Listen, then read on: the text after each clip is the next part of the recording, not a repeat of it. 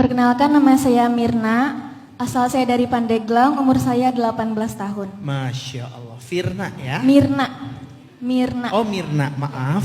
Saya mau bertanya Ustadz, ada orang yang saya tidak pernah ganggu kehidupannya atau saya tidak pernah mencari masalah kepada mereka, tapi mereka seringkali membicarakan keburukan saya kepada orang lain, bahkan kepada orang-orang terdekat saya, sehingga menyebabkan mereka menjadi menjauh. Saya pernah bilang kepada Allah, ya Allah, enggak apa-apalah, karena Allah yang lebih tahu tentang saya, dan saya tidak pernah mencari pembelaan kepada orang lain ya. Pertanyaan saya, bagaimana sih menyikapi hal tersebut? Apakah salah jika saya hanya diam saja? Terima kasih. Siapa perempuan yang pernah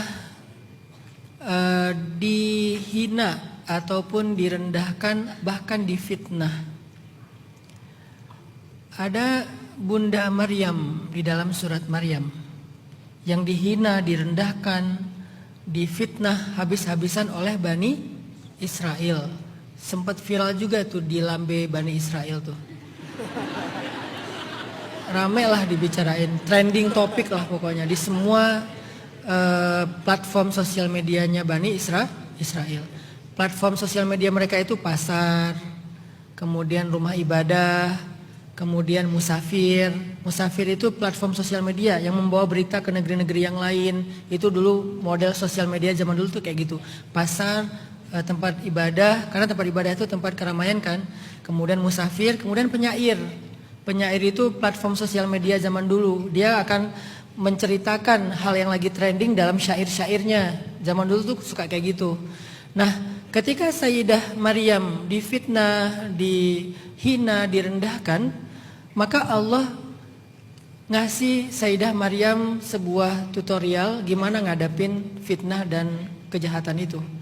Kata Allah, kalau kamu ketemu dengan manusia, bahasa ayatnya gini, fakuli washrabi wa qarri aina fa imma tarayinna minal bashari ahadan fakuli inni nazartu lirrahmani sawma falan ukallimal yawma insiya hari ini kamu gak usah ngomong dengan siapa-siapa, disuruh diam.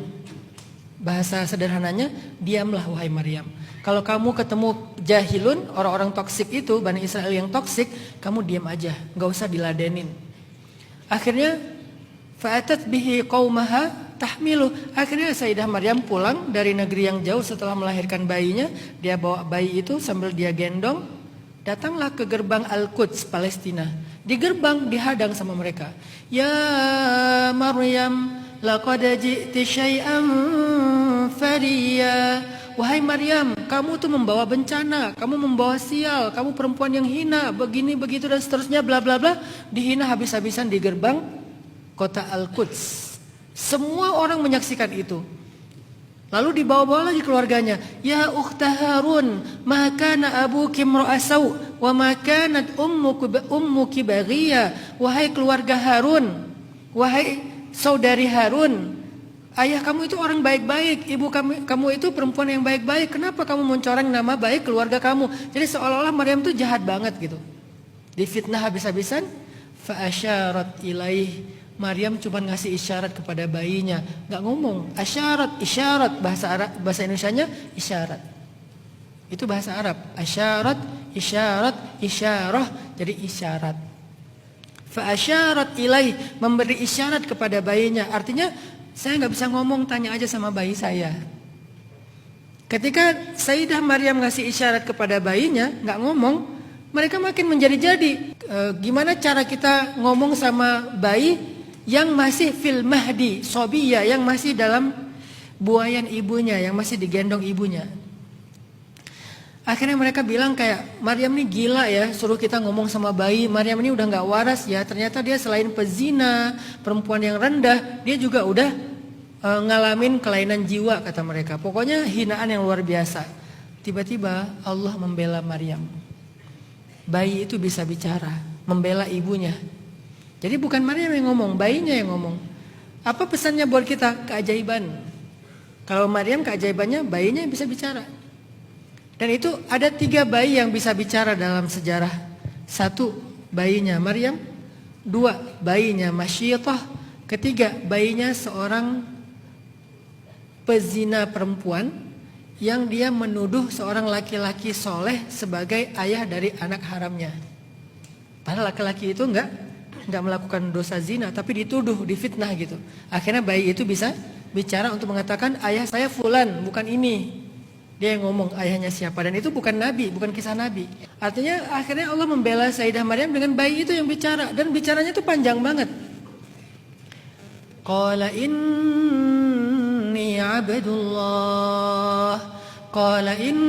abdullah ataniyal kitaba waj'alani nabiyya وجعلني مباركا أينما كنت وأوصاني بالصلاة والزكاة ما دمت حيا وبرا بوالدتي ولم يجعلني جبارا شقيا والسلام علي يوم ولدت ويوم أموت ويوم أبعث حيا. Sepanjang itu bayi itu bicara. Panjang kan? Kayak ceramah. Kalau cuma bilang mama haus, itu masih oke lah. Atau itu kenapa mukanya? Kenapa senyum jelek? Ketawa, haha. Masih mending lah ya. Kalau bayi bisa ngomong haha doang gitu. Apa isinya? Salah satu isinya adalah wabarram biwalidati. Aku disuruh berbakti kepada ibuku, bukan kepada kedua orang tuaku. Apa maksudnya? Kenapa kok ibu doang yang dimention? Kenapa enggak? Harusnya kan aku disuruh berbakti kepada kedua orang tua. Ya, tapi yang dimention cuma ibuku. Itu ada pesan di situ. Aku emang enggak punya ayah. Aku tidak ada ayah. Memang secara secara keajaiban takdir Allah aku diciptakan tanpa ayah. Ibuku tuh enggak berzina. Dia nggak punya suami bahkan, apalagi berzina. Aku tuh lahir tanpa memang ada ayah, bukan anak yatim, memang nggak punya ayah. Sehingga aku diperintahkan untuk berbuat baik kepada ibuku aja. Kalau aku anak yatim, aku tetap harus berbuat baik kepada kedua orang tua, minimal mendoakan ayah. Tapi karena nggak punya ayah sama sekali, kalimatnya disuruh berbakti kepada ibu. Disitulah bayi itu membela Sayyidah Maryam. Akhirnya semua Bani Israel sadar Maryam ini perempuan suci dan perempuan yang istimewa. Sejak saat itu Maryam menjadi perempuan yang dihormati dan dimuliakan. Apa rahasianya? Diam. Ternyata cara ini diulangi lagi oleh perempuan lain. Soleha juga, sempurna juga. Namanya Sayyidah Aisyah.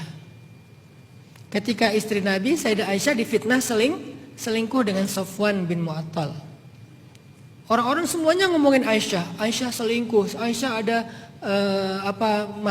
ada hubungan dengan Sofwan segala macam. Ramai juga tuh di Madinah. Lambe syariah. Apa itu lambe syariah? Ngegosip sambil zikir. Astagfirullah, nggak nyangka ya, subhanallah. Ngegosip sambil zikir.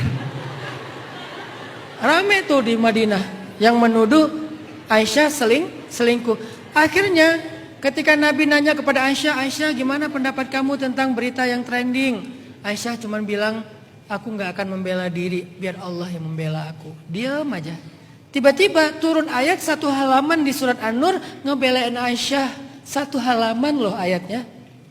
Ini adalah ifkun. Ifkun itu bahasa kitanya hoax. Ternyata udah ada berita hoax di zaman dulu. Namanya haditsul ifki, berita bohong. Orang yang menyebarkan berita bohong itu dosa besar. Kalian harus minta maaf sama Aisyah. Akhirnya semua sahabat berbondong-bondong datang ke rumah Aisyah pada minta maaf sama Aisyah. Lalu mengklarifikasi berita tersebut. Kenapa Aisyah dibela? Kenapa Maryam dibela? Karena mereka diam. Jadi Mbak Nirna, kadang diam itu solusi. Bukan membiarkan masalah. Kadang diam itu solusi. Terutama dengan omongan orang lain. Makanya kenapa saya selalu memilih sikap diam di sosial media ketika ada omongan orang.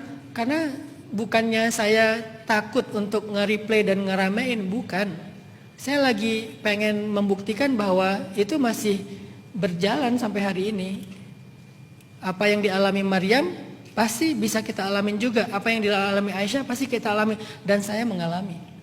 Saya nggak membela diri, akhirnya Allah mau cari orang untuk membela dengan mungkin sebagian besar kalian pernah membela saya dengan postingan-postingan, dengan komen segala macam tanpa saya minta, Allah yang menggerakkan. Nah, itu juga berlaku dalam kehidupan kalian. Biar Allah yang cari jalan gimana membela kalian. Udah diam aja. Kalau fitnah, klarifikasi sekali, udah gitu diam. Sekali doang klarifikasi biar nggak jadi fitnah ya. Udah gitu diam, jangan di replay, jangan diramein. Allah